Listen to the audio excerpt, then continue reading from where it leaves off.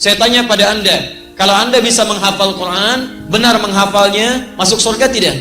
Kalau Anda tidak tahu masuk atau tidak, bagaimana kita bisa punya motivasi untuk menghafal? Perhatikan, saya katakan pada Anda, Allah berjanji dalam Al-Quran.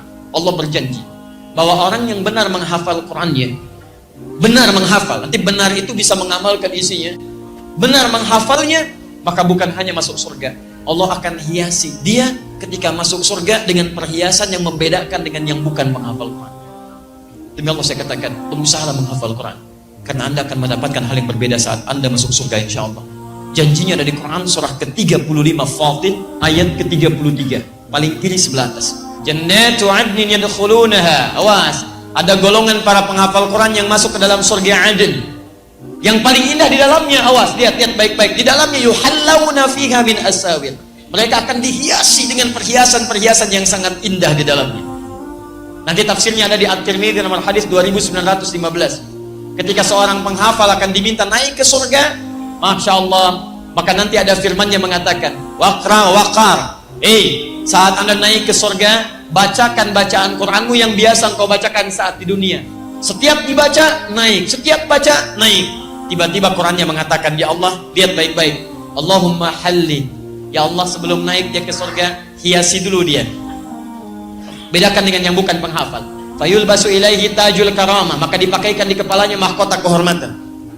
Tayyib. Kemudian dipanggil orang tuanya. Sepanjang dia beriman pada Allah, beramal saleh, maka dipakaikan mahkota di kepala kedua orang tuanya sepanjang dia beriman dan beramal saleh.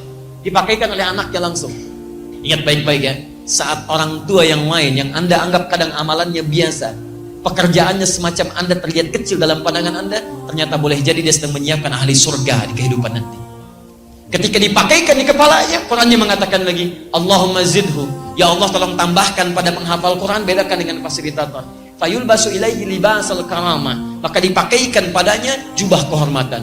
Maka naiklah dia ke dalam surga. Perhatikan, ketika dia naik ke dalam surga itu disebutkan jannatu adnin. Ketika dia naik ke surganya, maka diteruskan. Buka Quran surah ke-13 ayat 23 sampai 24. Dari mana Ustadz taunya bisa membawa kedua orang tuanya? Bukan hanya orang tua, pasangannya dibawa. Jadi kalau suami penghafal Quran, istrinya beramal soleh, istrinya diajak oleh suaminya. Kemudian anak cucunya beramal soleh, diajak juga semuanya. Lihat-lihat kalimatnya, Quran surah 13 ayat 23. Kalimatnya sama awalnya. Jannatu adnin yadkhulunaha wa man salaha min abaihim wa azwajihim wa dzurriyyatihim. Ada ayatnya? Masya Allah. Jadi kesimpulannya, penghafal Quran masuk surga tidak? Sepanjang dia mendekat pada Allah Subhanahu wa ta'ala, mengamalkan isi Qurannya, menghafal dengan benar. Bukan hanya masuk, dia dapat perhiasan dan dikunjungi oleh malaikat di setiap pintu surga. Sampaikan ayat ke-24-nya. Wal malaikatu yadkhuluna min kulli babin. Dan malaikat masuk ke setiap pintu surga menyambut mereka. Bahkan mengatakan pada mereka, salamun alaikum bima sabartum. Selamat karena Anda sabar saat menjalani usaha di muka bumi. Sabar. Fa ni'ma uqbaddar. Maka senikmat-nikmat tempat terbaik, inilah tempatnya. Silahkan masuk. Baik. Jadi kesimpulannya, ketika Anda ingin masuk surga dengan cara menghafal Quran, ada yang masuk surga dengan cara tahajud, makanya dibuka babu tahajud.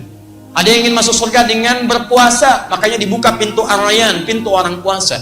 Jadi ketika nanti Anda di akhirat, Anda dipanggil, hei ahli puasa, pintunya manggil ar-rayyan. Di begitu masuk, ughliqat, ditutup. Ughliqa itu bukan ghallaqa, jadi ada aghlaqa, ada ghallaqa, beda. Kalau ghallaqa, nutupnya pelan-pelan, sehingga masih bisa ngintip.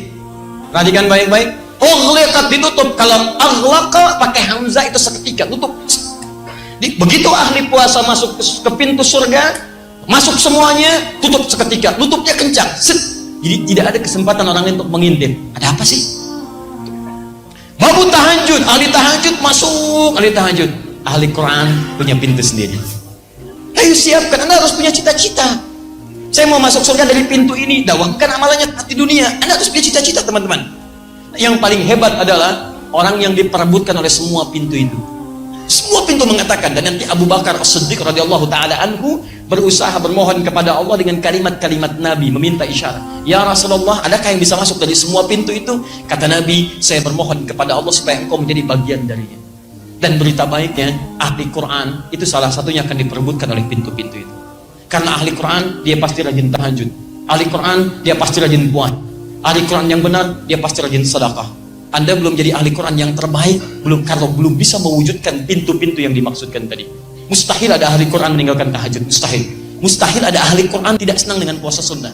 Mustahil ada ahli Quran tidak senang dengan sedekah. Ketika berkumpul Quran dalam jiwa Anda, disitulah puncak kebaikan akan tersemai dalam jasad Anda.